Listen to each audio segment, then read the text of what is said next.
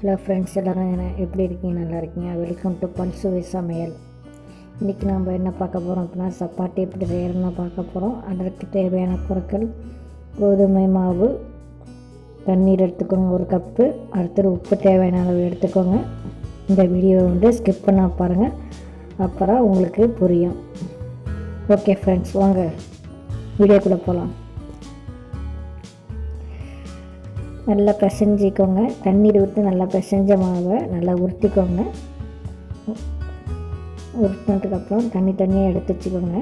Round ஷேப்புக்கு தனித்தனியாக மாவு எடுத்து வச்சுக்கோங்க.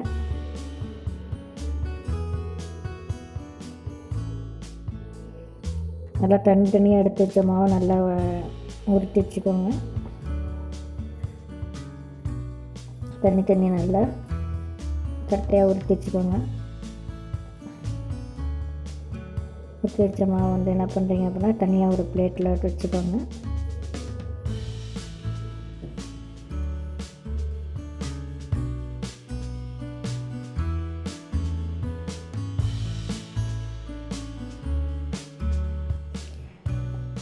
மாவு நல்லா உருண்டை ஊற்றிட்டு ஒரு பிளேட்டில் வச்சுப்பீங்க. அதை ஒரு உருண்டையை எடுத்துகிட்டு நல்லா ரவுண்ட் ஷேப்புக்கு நீங்கள் போடணும்.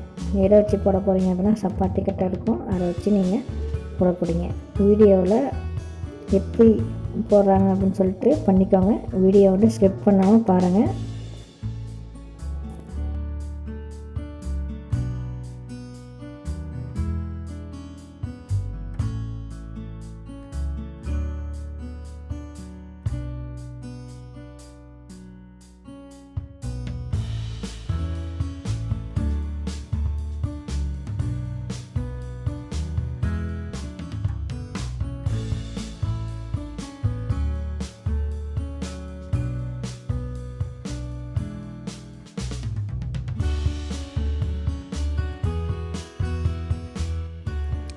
இப்போ என்ன பார்த்துருக்கோம் அப்படின்னா, எப்படி ரவுண்ட் ஷேப்புக்கு போடுறாங்க அப்புறம் பார்த்துருக்கோம். சப்பாத்தி கட்டை வச்சு மாவை எப்படி ரவுண்ட் ஷேப்புக்கு பண்ணுறாங்க அப்படின்னு பார்த்துருக்கோம்.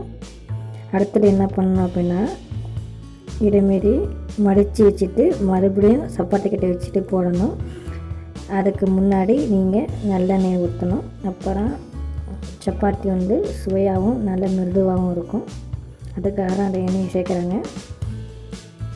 அடிக்கடி மாவு தொட்டுக்கிறாங்க. ஏன் அப்படின்னா, கையில் மாவு ஒட்டாமல் இருக்கிறதான் தொட்டுருக்காங்க. மறுபடியும் என்ன பண்ணுறீங்க, மடித்த சப்பாத்தி மாவை மறுபடியும் ரவுண்ட் ஷேப்புக்கு சப்பாத்தி கட்டை வச்சு போடுறீங்க.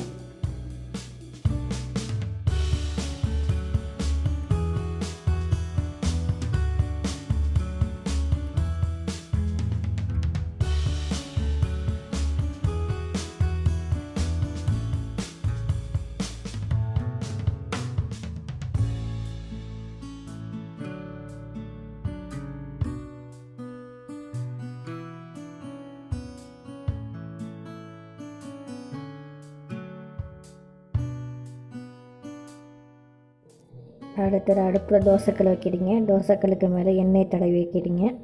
நல்லா தோசைக்கல் சூடானதுக்கப்புறம் நல்லா சப்பாத்தி மாவு ரவுண்ட் ஷேப்புக்கு ஊற்றிருப்பீங்களே, அந்த சப்பாத்தி போடுறீங்க. ஒரு சைடு நல்லா வெந்ததுக்கப்புறம் இன்னொரு சைடு பருத்தி போடணும். இப்போ என்ன பண்ணுறாங்க அப்படின்னா, இன்னொரு சைடு பருத்தி போடுறாங்க.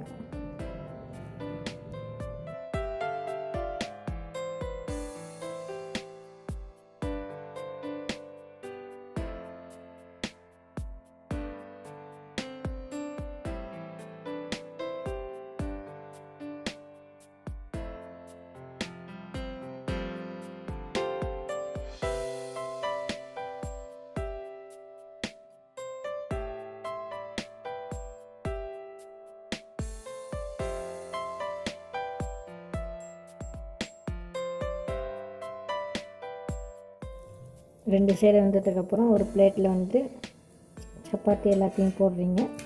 இப்போ சூடான சுவையான சப்பாத்தி ரெடி ஆகிடுச்சு. குருமா எப்படி பண்ணணும்னு சொல்லிட்டு டிஸ்கிரிப்ஷனில் கொடுத்துருக்கேன். அந்த வீடியோ அதையும் ஸ்கிப் பண்ணாமல் பாருங்கள் ஃப்ரெண்ட்ஸ். இந்த வீடியோ பிடிச்சிருந்தால் லைக் பண்ணுங்கள், ஷேர் பண்ணுங்கள். இந்த சேனல் சப்ஸ்கிரைப். இந்த வீடியோ உங்களுக்கு பிடிச்சிருந்துச்சுன்னா லைக் பண்ணுங்கள், ஷேர் பண்ணுங்கள், கமெண்ட் பண்ணுங்கள். அண்ட் நம்ம பாஸ் யூடியூப் சேனலை சப்ஸ்கிரைப் பண்ணுங்கள். அண்ட் மறக்காமல்